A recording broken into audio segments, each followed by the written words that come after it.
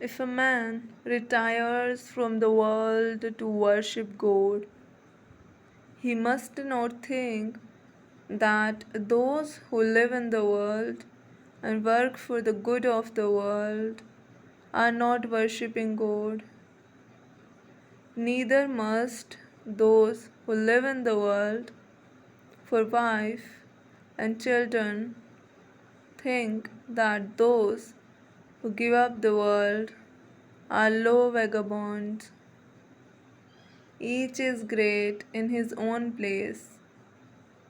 This thought I will illustrate by a story.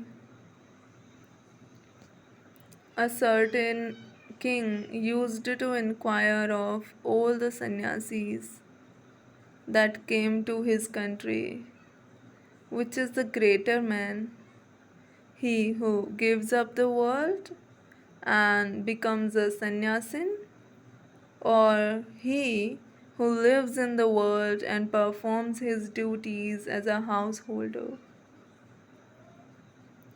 Many wise men sought to solve the problem. Some asserted that the sannyasin was the greater, upon which the king demanded that they should prove their assertion. When they could not, he ordered them to marry and become householders. Then others came and said, the householder who performs his duties is the greater man. Of them, too, the king demanded proofs. When they could not give them, he made them also settle down as householders. At last, there came a young sannyasin, and the king similarly inquired of him also. He answered, each, O king, is equally great in his place. Prove this to me, asked the king. I'll prove it to you, said the sannyasin. But you must first come and live as I do for a few days, that I may be able to prove to you what I say.